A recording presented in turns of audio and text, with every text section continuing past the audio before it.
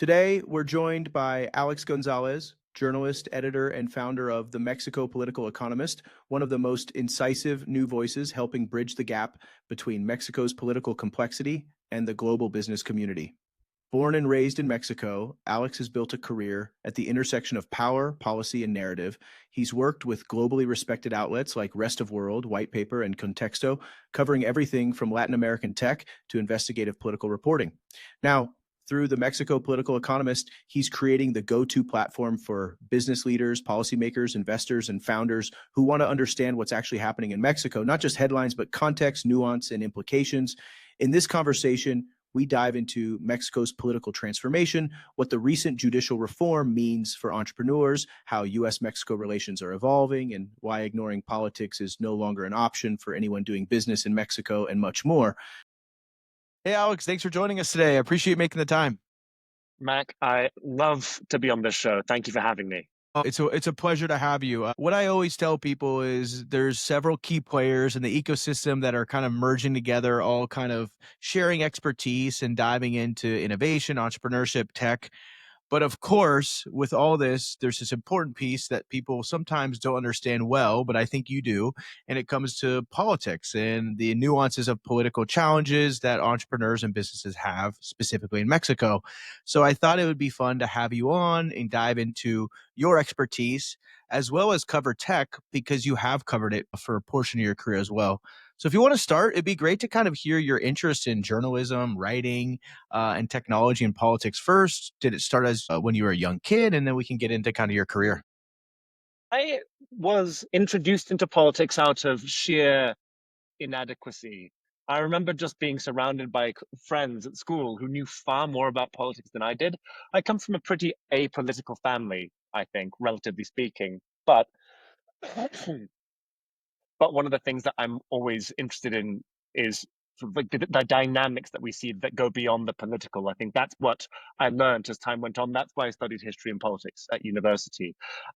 As every good journalist I know will tell you, you don't need to study, or you probably even shouldn't study journalism to become a journalist. And most of the people I know didn't become journalists because they went into journalism.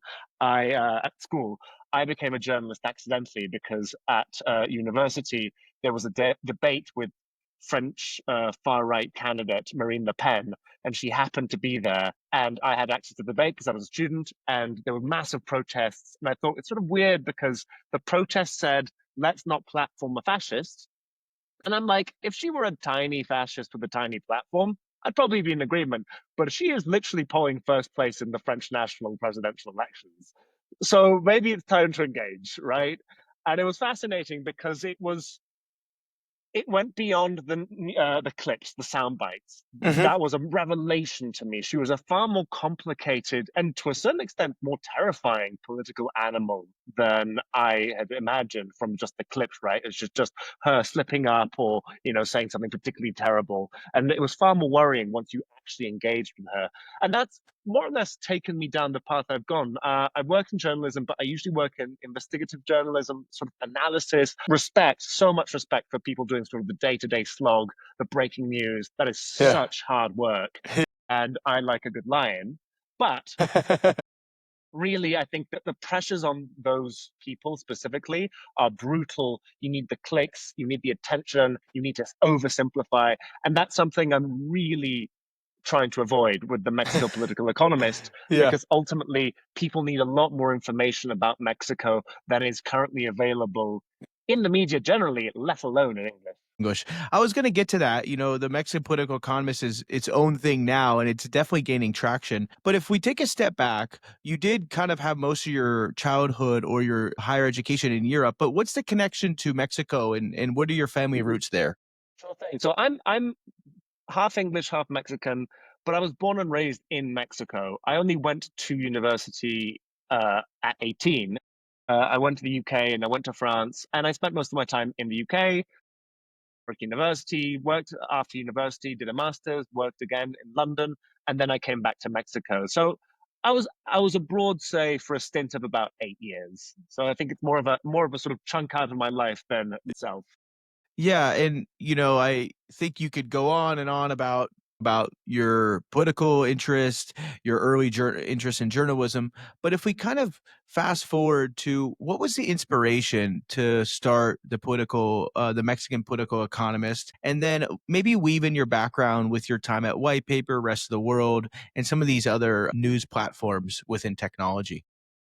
I had a single moment of epiphany when I decided to start the Mexico Political Economist. One goes throughout one's life trying to find the thing they're good at and that the market needs. That is probably, I mean, it's a probably overly capitalistic way of putting it, but that's literally just what the way What am that I we good at, lead and our how can I make lives. money? Well, like if you want to, if you want to be sort of nicer Yeah, about it, well, how can I give value to society? It's money, sometimes that's other things, right? exactly. And what's interesting is I had to go through all my experiences beforehand to reach that single moment epiphany. So I started out as a historian, as a political philosopher, but then got into publishing quite quickly. Worked in publishing for a little while, accidentally, in the UK and then in Mexico. And then after a while, I wanted a new challenge. Accidentally found a job application looking for a bilingual editor, which I already was, in a startup that was called Contexto, which is and was sort of Mexico's answer to TechCrunch, Latin American coverage of tech. At the time, really incredible operation, really great team. Shout out to Victor Cortes, who was sort of the mastermind behind it. And it was a really ambitious project, which I really admired. But I moved on after a little while to rest of world, mostly because uh, more money. I think that was a big reason, but also just because wanted to try my roots in investigative journalism, like properly, like real hardcore journalism. Contexto was far more sort of like breaking news and tech, whereas and an aggregator. This was hardcore investigative journalism.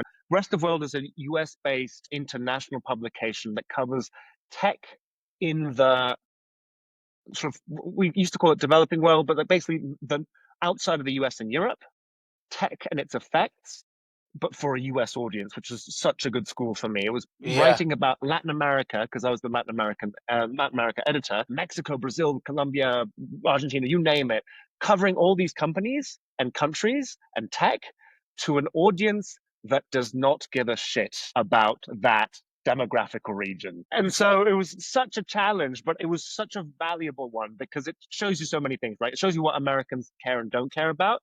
Hmm. And it also shows you how to be really proactive about it because, I mean, my journalists were just suffered so much. They're like, this is the most important thing to happen in our country, the biggest investment to have happened in our country. And we're like, that's way too small. That's way too irrelevant. They don't care. And so it taught you to be proactive about how you get Americans to care about you without selling out and doing the clickbait, which is an incredibly thin tightrope to walk. Very tightrope. I was gonna ask you. You made me kind of think of this idea on the spot. Now, what are the nuances with covering tech in Latin America? And me naively, when I first came to Mexico, I was like, "Oh, LATAM." But then you realize, like Brazil, Mexico, Colombia, Argentina, like they're all its own country, right? And they have different nuances. Let alone covering it and trying to write for the American audience that's speaking English. Is that very hard? I think it's just as hard as what you'd find in America, right? Like if you come from small town Oklahoma and you land in New York and say, or vice versa. Let's say vice versa, right? Because like a New Yorker will come in, the swagger, they Yeah, think they yeah, know best, and they say, "I'm going to show you how to do it." So like Minnesotans or whatever, and they will get a rude awakening. And then maybe you can be a New Yorker who goes to LA, but you'll find out that the culture's different, the yeah. dynamics are different. I think it's very similar, right? Like as a Hmm. person from Mexico City, I find I'm very comfortable going to Lima, to Buenos Aires. I love it. But then again, being in Mexico, I probably don't understand what's going on in sort of rural Guerrero in the south, on the coast. Yeah, yeah, Different exactly. demographic, and I think people find out very quickly, and they have to. I think what's interesting about the startup world specifically is that there is an arrogance that, to a certain extent, is positive when you're trying to try something new in a new place because you keep going and you'll iterate and you'll pivot. There is something arrogant but admirable about that. Yeah, and in some ways, you're, like, making something from nothing, and many people don't believe in it, but somehow you have to have full conviction in this, Exactly which in right. some ways you have to be delusional, but that's okay. Just when you Exactly. borderline the delusional versus fraud, which we've seen many times play out over the years across all markets. Such a thin line. Yeah, Yeah, I know, right? exactly. So, getting into more of the tech and political and policy side in Mexico. But before we do that, when you started digging into your recent endeavor, the Mexico Political Economist, why did you feel coverage within politics is underreported or opaque in English? And I've always been confused by that. I've always said, I just don't find enough coverage. Is it because of lack of information? Is it a lack of interest? Or is it a little bit of both? What do you think? This actually allows me to circle back to the story, right? I leave rest of world and I start Yeah, working at White Paper, which is Mexico's best. I'm going to say it because it's not even my opinion. I think the stats now sort of say it for themselves. It's Mexico's best business publication. It's a Spanish language publication. I worked as an editor there for a little while. Aurelien now a hero of the industry, really sort of big superstar in himself, and a really great outlet. At the time, I saw how his business model worked. Throughout my experience, I'd worked with Rest of World, which is a nonprofit run by very big money, but it's still a nonprofit. There was Contexto, which is a startup covering startups, and there was the publishing world, which was sort of like medium-sized companies, etc. Right? White Paper was a completely different beast because you had a company that was based on Substack, but that had so many subscribers that it was able to operate like a really professional newsroom, but with all the nimbleness and agility of a startup. So it had the best of amazing. all worlds. Yeah. And I said, I might dabble in something like that, but what am I going to do, right? And then came a call from my friends at America's Quarterly, which is a US-based Latin America coverage outlet in English. Very good guys, really interesting coverage. And they said, hey, some of the great and the good from the Biden administration are coming in after the midterms, and we'd love to sit you down with them just to talk about Mexican history and politics. I'm like, yeah, the great and the good from I'm doing. Washington, the Biden Yeah, yeah. administration. Let's have a This chat. They this is had, a big this is my call to shot, this is my break. yeah. I sit down with them, they have no clue about Mexico. These are the people making the Biden administration's policy for Mexico. And they have no idea. Like the questions were intelligent, but just incredibly simple, right? And then I realized it's not their fault. They want to learn, but who's giving them the material? I mean, on one side, you've got, Bloomberg, New York Times, Washington Post, great outlets, really interesting stuff. But of course, the US based US companies that cover the US mostly, and everything else needs to be so relevant to what's going on at home that they cut everything that is slightly sort of offbeat. They call it in the weeds, but it just means, like actually what's going on and what's relevant to Actual locals. information, not Yeah, just something about the border for like the 15th time in a row. exactly. And so suddenly you've got very little coverage. And I've seen this. This is one of the one of the greatest honors for me as the person who runs the Mexico Political Economist is the amount of people from these US based outlets who subscribe to send to their editors in the US to explain why this is important in Mexico. Because they can't write the article to explain to the editor why it's important. I've already done that for them. And then they can move Mm, the story along because I of don't do course. breaking news. Right. And so what's interesting to me then is I'm talking to these people.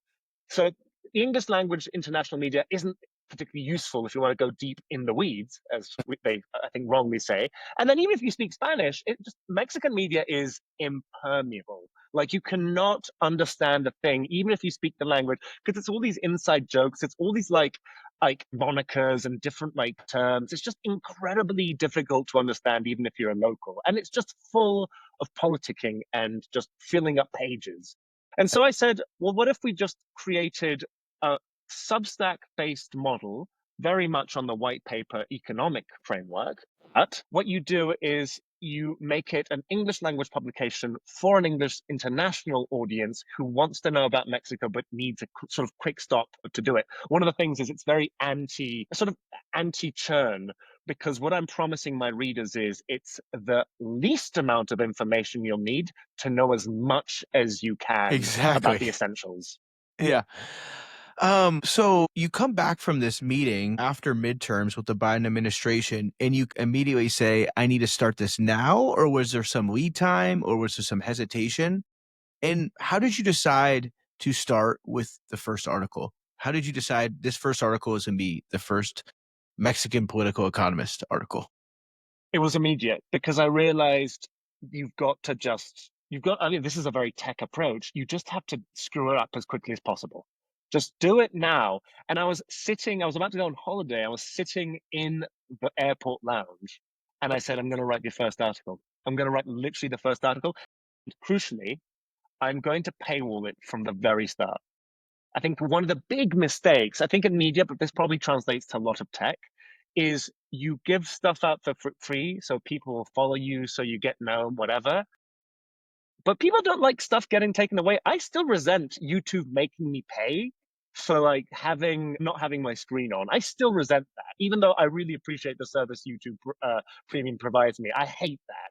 And I think it's horrible to take things away from people because what you're actually doing is subtracting value. Like, I feel like they're like mobsters. They're like, it'd be an awful shame if like, you didn't pay up, or like here's a bit of free drugs, but now you've got to pay for it. I think Yeah. one of the big things about the Mexico Political Economist is that we don't have any sponsors. We are literally just entirely a subscriber funded, which keeps me loyal to my loyal followers. And I think that's so valuable because it makes me work every day because so many people peter off after a while. They're not picking up because obviously that's how it works, right? It just doesn't pick up quickly. You don't go viral immediately. And then it's sort of like you're not making any money and you have no responsibility beyond the content and you can give up whenever, and so many people do. Whereas I had one supportive sort of friend paid incredibly quickly and I was screwed from that moment on because I couldn't not write every single time I'd promised to write because people are paying for the product now. It's too late. Exactly. Your accountability is the deposit every month. Exactly. Or worse, the yearly deposit, which is what this friend did, which screwed me for at least a Screwed year. you. Yeah, of Yeah. course. And by the time you get to a year, you're like, okay, I'm already too deep. I'm 100 times screwed because there's Yeah. hundreds of people now Yeah. paying Paying. for like, yeah, exactly. Yeah. So I want to get into tech. Obviously, that's something I've always been interested in. You've covered as well. But before we do that, it'd be interesting to cover the most recent news. We'll keep it short and brief, but basically last week on Sunday, there was this judicial reform in Mexico. What do you think of this, and how do you make this affecting the larger entrepreneurial ecosystem, whether that be startups, whether that be small businesses, whether that be maybe the legacy players? Because I know it's going to have an effect across the whole economy, but specifically for entrepreneurship, how do you see this happening? I love that you've asked that question because that's my bread and butter, right? One of the things that is the basic premise of the Mexico Political Economist, which actually probably wasn't true 8 years ago, is politics is no longer avoidable. If you love your business, if you are like a hardcore business geek, you're listening Yeah. to Acquired, like Yeah. you Yeah. love Yeah. that sort of like you've done your Great MBA. podcast. Yeah, Yeah. great podcast. Love those guys. But like, you're like, great, I only do business, politics, whatever. You can't do that anymore. Like anywhere in the world, to be honest, public policy, industrial policy, and just government intervention is now the byword on which the world works now. It's in chips, it's in tech, it's everywhere. It's always been the case, but now it's unavoidable everywhere. And that's particularly the case in Mexico with the current government. It's a more interventionist government, it's a far more involved government. We have, for example, our first proper industrial policy in decades, which we'll talk about later. I want to focus on your question. The judicial reform, I think, is interesting because Mexican media is completely focused on the politicking, right? Why did this election happen? Who's won? Who's lost? Who are the profiles who are now coming out as the winners and losers, etc.? My article tomorrow for my Okay. subscribers Sneak is peek. literally, yeah, is literally the economic consequences of the election results, right? It's no longer about the instability, which is literally what's been the bugbear of this Yeah. administration and the previous one. We don't want to invest until we know what's actually going to happen. Well, it's happened now, and we, even though the results are still like coming in, we have very clear indications of where we're going. The very key one is the government, sort of an ally of the government, but not the closest ally, which I think is an interesting thing. But that's politics. We'll leave that aside. Has won the most votes for the Mhm. Supreme Court, which means he will now become the president, Hugo Aguilar Ortiz. He's an Mhm. indigenous man who has worked with those communities, indigenous and Afro Mexican communities, all his life, close to the government, close to the former president, but relatively a more independent profile than others who worried people. So he's more independent, which means maybe we'll have a more independent judiciary, perhaps, maybe, but crucially, his activism and his work is entirely dedicated to the protection of the land and rights of vulnerable communities. And that Okay. is going to be big news for mining operations, for agricultural operations that have tended to work there on those lands, on indigenous lands, and that have tended to end up in courts Mm. because of those issues, and that have tended to depend on the largesse of the government to continue to operate on them. I think the tables may have switched there slightly, right? That you, and you've got, I won't give you any more of that, but like just you have all these trickle down, like this trickle of information that we're getting will have enormous consequences on the economy, and will make it so that different, like like traditional companies, but also new companies will have to change the way they do things. There's a really big, like the judicial branch was very conservative. There was no impetus to move anything. But now that they were campaigning, a really big thing for the judges, a way they could differentiate themselves because they can't promise anything because they're the No, no. judiciary, like they're not politicians. So they started hyping up tech.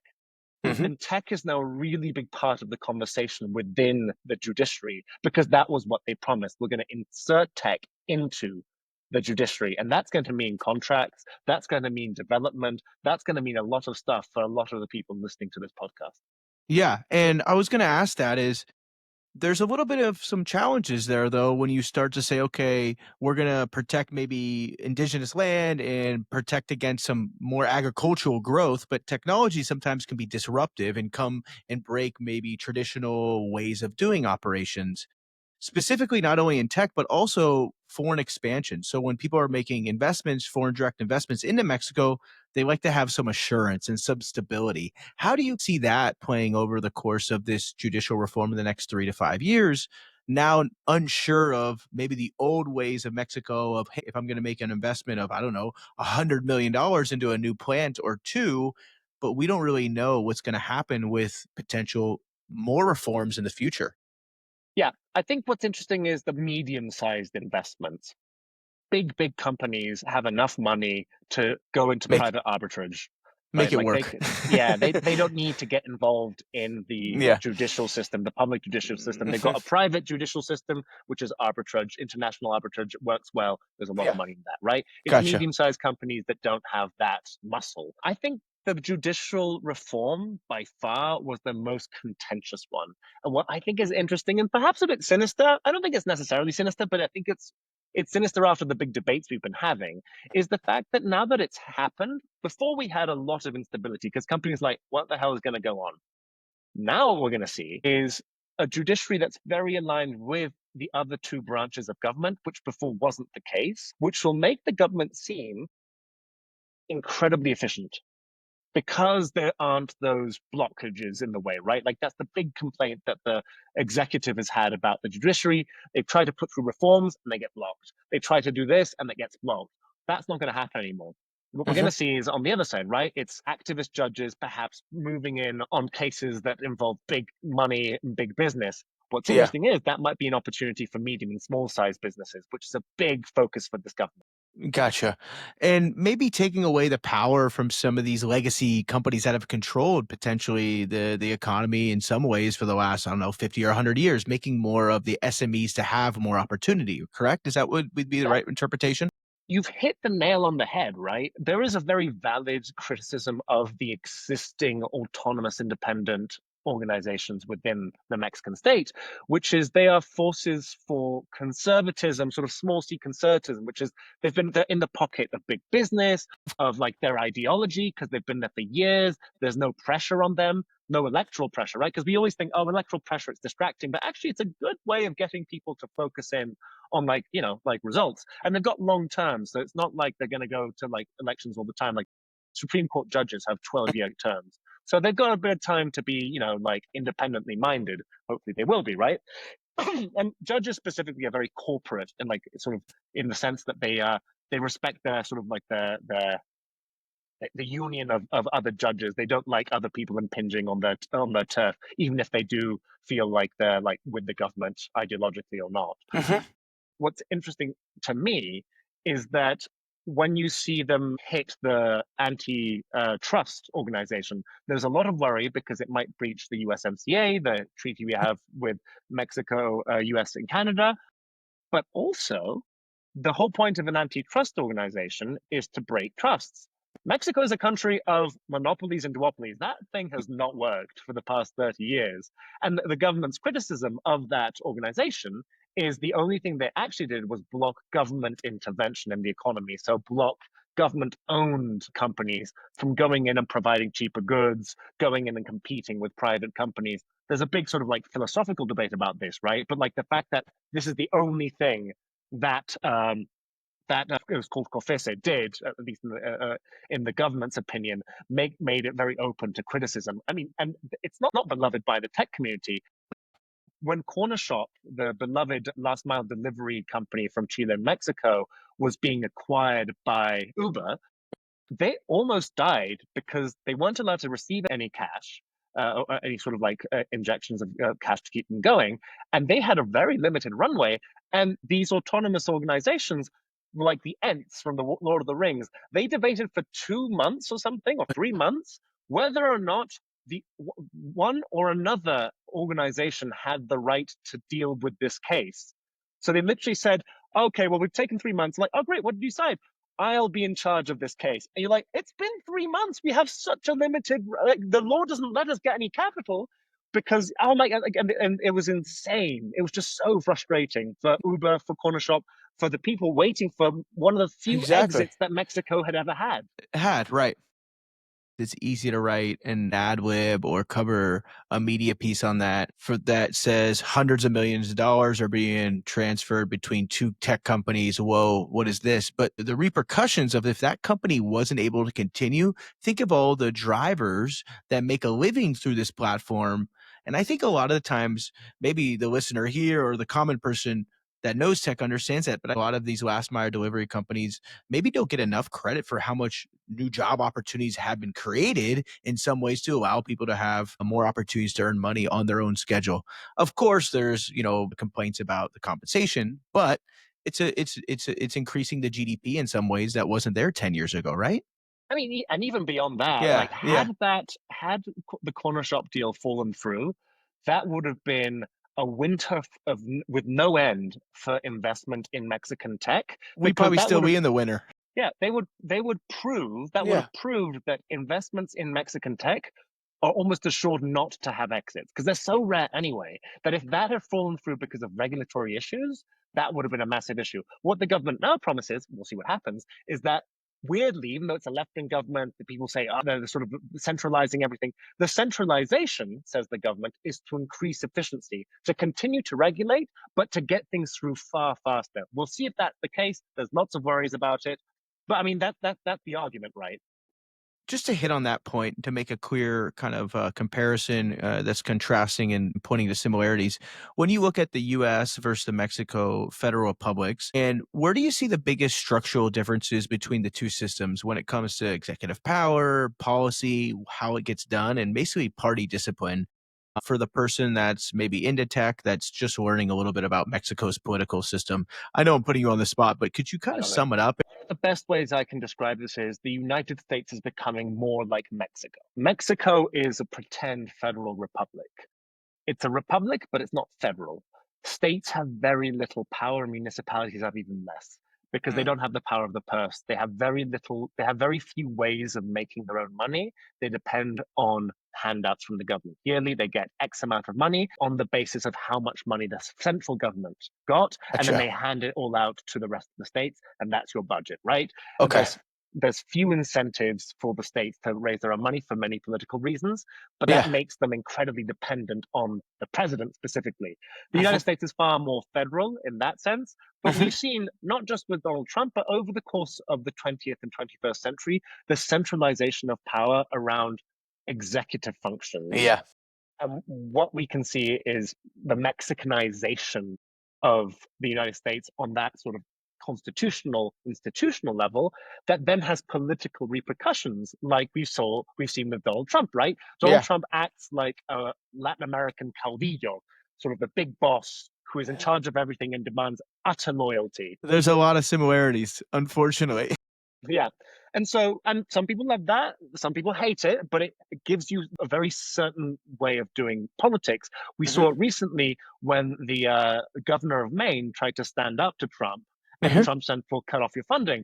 the institutions gave the governor of Maine the win that time, but the fact that we're moving that direction is a sort of clear direction towards the Mexicanization of US politics, right? So, like, if you want to glimpse into your future, and I tell this to my Republican friends and my Democrat friends, there's so much you can learn from Mexico. From, like, if you're a hardcore left wing Democrat, how do you keep a hardcore left wing program, win power, and remain popular? That's what's happened in Mexico. And then you talk to sort of like right wing Republicans, and you talk about sort Conservatives, of, yeah. yeah, exactly. And you talk about how security depends on hemispheric integration, and how, like, the dependency between the two countries is a net good for the United States. And I think they understood that. I interviewed for a piece for the Mexico Political Economist, a Republican senator from Louisiana, and it was incredible how deeply integrated Louisiana and Mexico are. Louisiana is a big agricultural power in the United States. Mexico is its number one client. Wow. I Yeah, never would have known that. yeah. Wow. Yeah.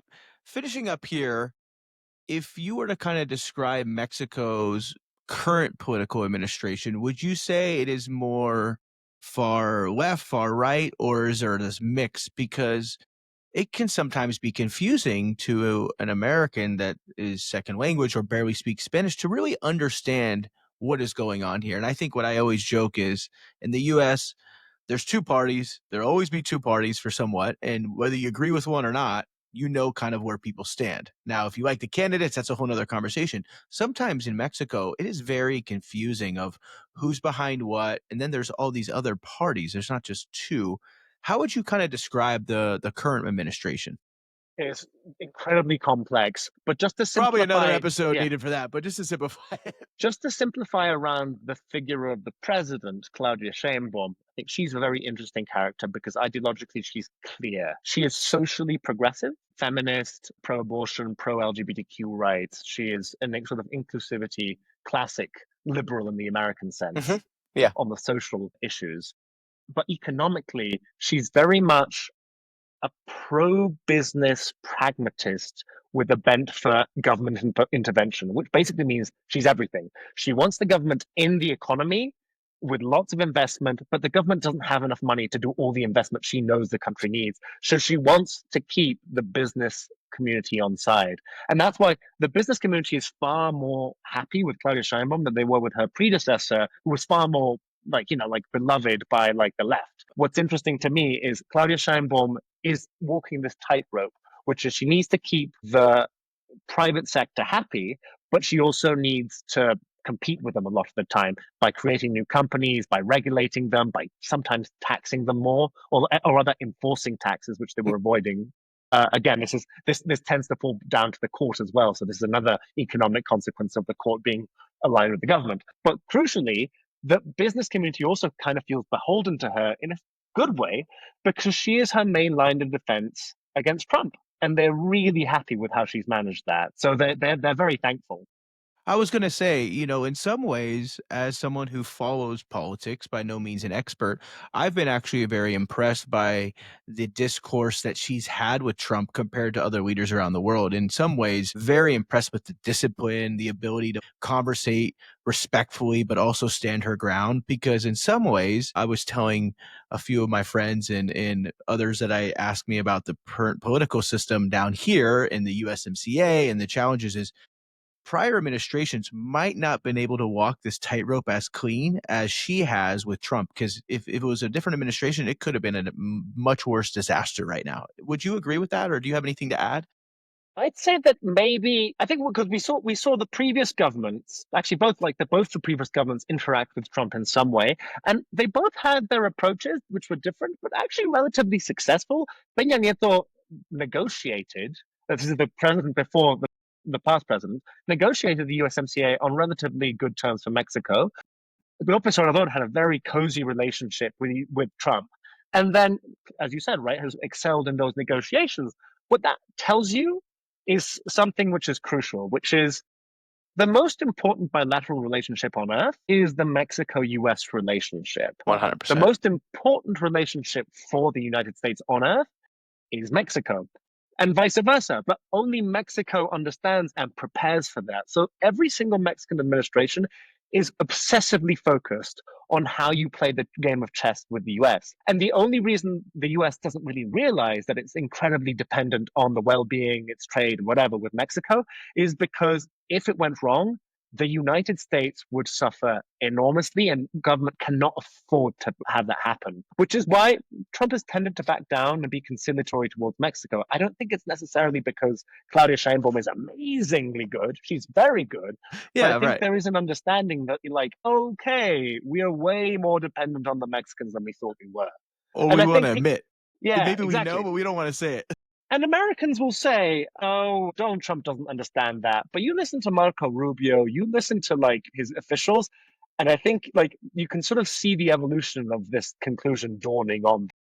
Yeah. This is a nice segue into current trending headlines, maybe not so current, but definitely at the top is the trade, the USMCA, the tariffs. We've seen everything go through this, but I'd love to hit a couple points on what you think, how you think this plays out. It seems to be now there is a clear understanding that Mexico and the US need to continue their current trade relations. As you know, Mexico is needed a lot more than the US wants to admit. How do you think this plays out in the long term with these tariffs? And do you see the USMCA staying the way it is? It's incredible how much the United States has shifted ideologically. Mexico is the first victim in North America of Chinese trade. America is barely starting to realize it because China has now caught up to the United States. But before the United States was caught up to, China's main competitor was Mexico on lots of fronts. It still sort of is on many fronts. It was apparel, it was manufacturing, and there was a lot of the stuff that Mexico did. And because we were in the age of liberal free exchange, and you would get punished on the world stage if you sort of fought that, Mexico got pummeled in every way that Donald Trump says the United States is getting pummeled. Mexico got that for 20 years. There was no growth. Salaries went down, even as Chinese salaries went up, and manufacturing sort of went to pot on lots of sectors, which is amazing when you look at like the auto sector, the tech sector, the aerospace sector. The fact that they thrived shows how incredible Mexican manufacturing really is because it stood up to that. What is happening now is interesting because now Mexico's allowed to deliberalize in a way that is positive for Mexicans. Because before, liberalization meant a lot of money for big companies and no money trickling down, lots of air quotes here, to working Mexicans. Yeah. Competitive advantage was low salaries. We had to exploit people because otherwise the jobs would go to China. Well, that's over now. What's funny is this is one of the great triumphs of these left wing administrations we've had, and the great humiliation to the sort of liberal economists that came before that, which was before we were told we couldn't put wages up because that would screw the economy. The Western government came in and said, we'll negotiate with the private sector to see how to best do this, but we are going to put wages up. And they doubled the minimum wage, pushed lots of other wages up within 6 years. And guess what happened? Mexico continued to be incredibly productive and competitive, but Mexico, for the first time in 40 to 50 years, started to grow its economy on the basis of internal domestic consumption. And that has Wow. actually held off a lot of the bad news from like the instability that we've had politically and with Trump, because investments have sort of like they've dithered slightly, but a lot of the growth has come from internal consumption, which is kind of great, right? Because like you look at It's the amazing. number, the GDP number always looks the same, but whether 90% of that goes into Carlos Slim's pocket or it goes into everyday working Mexicans' pockets to Exactly. like buy clothes and cars and whatever More is a very discretionary different story. income, spending more money where they want to. And it's Exactly. always funny as well, just to make this point. I think the common person always underestimates the informal economy here. So whatever the GDP is, some might say it's one and a half times that because the informal economy is still big. Whether we want it to be more formal or not, that's what it is. So would you agree with that point that it's probably understated, right? 100%. And what's even more interesting and intriguing, and this is very relevant to our friends in tech, is that Mexico is one of the most cash reliant anti digitalization countries when it comes to payments on like planet Earth. I went to Guatemala and like I could pay with a contactless credit card at a local like little shop years before I could do it at some of the biggest chains in Mexico. In some regards, you still see this common term that everybody uses, this nearshoring potential, still maybe to play out in the next 10 years in favor of Mexico as countries from maybe China continue to use Mexico as their ability to not lose the US as their main client, or do you still see that changing a little bit now? I think people overstate how important China is as an investor in Mexico. Just as much as the US is very conscious about this backdoor into the United States, that's another conversation. But like beyond that, what I think is interesting is China is just as aware that they can get screwed over by the United States at any moment because Mexico will acquiesce in like if that's the most important thing to the United States. Mexico's a good negotiator, but it knows how to understand when the United States is really, really keen on one specific thing, and this is one of those things. So, like for example, rumors of a BYD factory coming to Mexico, that's Yeah. gone, that's over. The Tesla one, that's gone. Yeah, That sailed. exactly. But like I can see the Tesla one coming back. I don't see the Really? BYD one coming back. Like Yeah. I think there's an interesting narrative shift going on in the United States, which is a shift from America first to Fortress North America. Mm. Fortress North America being the United States needs Mexico and Canada and the Western Hemisphere to be integrated economically on the basis of security. Investment from the United States needs to be the number one thing. We've seen it with the Panama Canal. Investment is a security issue for the United States at this point, and they want hemispheric control. And so they're not willing to lose that battle against the Chinese. In Mexico, they're nowhere close to losing it, by the way. The United States, like investment from the United States, is titanic. And from China, it's actually pretty teeny. Again, right? Because a lot of what China does is in direct competition with Mexico. So there's little interest. Okay. Last couple of questions here. Just from a macro perspective, given Mexico's economic size, strategic importance, I think people sometimes don't understand how important Mexico is to the US, the common maybe business person that's not on the coast or isn't into international trade. Why do you think there's so little coverage, let alone in Spanish or English, with news stations like CNBC or MSNBC, where you go on every morning, whether you like it or not, you can stay up to date on the stock market, you can stay up to date with the latest CEO interviews, and why isn't that the case here? Or do you think that will ever change? Mexico is irrelevant because it works well enough, I think. As I said, right, if it went really wrong, you would find out instantly in the United States. So it works well enough, and that's by design. Mexico's relatively stable. It's like, for example, a very key and interesting case study is when it didn't work out, when Mexico went into a catastrophic financial crisis in 1994. The Republicans and the Democrats got together in the middle of the Newt Gingrich Bill Clinton fight to bail Mexico out. That's how important it was. They're like, and the person who spearheaded that effort was Governor of Texas, George W. Bush, saying, if Wow. Mexico fails, we all fail, and Texas We're all fucked. specifically fails. Yeah. Yeah. Exactly. So we need to get our act together, put partisan politics behind us, and bail Mexico the hell out, right? And actually, it was really convenient for the US because it helped them liberalize Mexico to their advantage. That's the beginning of sort of the big push towards liberalization. The USMCA's predecessor NAFTA had been negotiated more or less at that time, but that really sort of like puts the the finger on the scales for liberalization for Mexico. What's interesting to me is Mexico is also relevant because it has a history of mediocrity when it comes to aspirations. Mexican business, particularly, is conservative and is very happy to extract as much as they can for the least amount of productivity and innovation as possible. Nobody lends money in this country. Nobody innovates in this country. It is catastrophe, I think, of mediocrity, and very much on the basis of big companies not wanting to do much because they can extract, because regulation and just the way Mexico is Of allows course. them to extract money. That's what's exciting me about this Hmm. government, their industrial policy. They're Hmm. saying, if you're not competitive, we will make you competitive by regulating or competing with you. And Yeah. that's insane to people.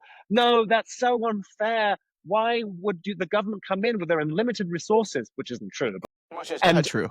compete Yeah, they against definitely us? have And like, limited. because you've been extracting, because the telecoms industry, for example, you've been extracting money from Mexicans. The fact that we don't have unlimited data like plans, like freely accessible, which they have been for the past almost 15 years in the United Kingdom, is insane to me, because they want you to pay literally thousands of pesos if you screw up and listen to a bit of music over a certain amount On of YouTube. gigas, and Yeah, you're yeah. screwed. You're screwed. And so that to me is pretty offensive. And I'm glad the government's doing something about it. We'll see if they succeed, See, because yeah. even though I like their aspirations and a lot of their policies, they have not shown themselves to be particularly adequate to the task. Yeah, and foreign investment will increase competition as well for these companies, so that needs to continue to grow or stay the same, of course, right? Yeah, I mean, to be honest, I'm happy with foreign investment as it is. I think Mexico has been a good sink for foreign investment. It results in what we call, what's the word? It's a heterogeneous economy where on one side you've got incredibly productive foreign companies churning goods out, and maybe a few tier one and two companies around them that may or may not be Mexican, and then the rest of the Mexican economy, which is profoundly unproductive. What you need to fix that is domestic companies investing in the domestic economy, and SMEs being boosted, because those are by far the biggest employers in the world. Yeah. Okay. Last couple thoughts, 2 questions. What do you think people believe about Mexican politics that they get wrong? What is something that's a base misconception? That's a good one. One of the sort of my pet peeves that the liberal media in the United States does quite a lot is they care about things that we don't care about. Like there's a really big thing about Claudia Sheinbaum being Mexico's first woman Jewish president. And that's great, whatever, cool. I think that's really good. That's positive. The fact that she's a woman wasn't that much of an issue during the campaign, because the other candidate was also a woman. So that was great. Like it was going to be historic, but that wasn't the main thing people were focusing Yeah. on. And the fact that she's Jewish is literally not neither here or there. No one cares. Literally nobody cared. Scheinbaum went out of her way to say, well, I'm of Jewish descent, but I do not I don't Yeah. really associate it. I don't practice it. Yeah. Fine. And then people got really confused because she thanked Jesus when she won, but turns out Jesus is her husband. So that really confused The the US. press in America.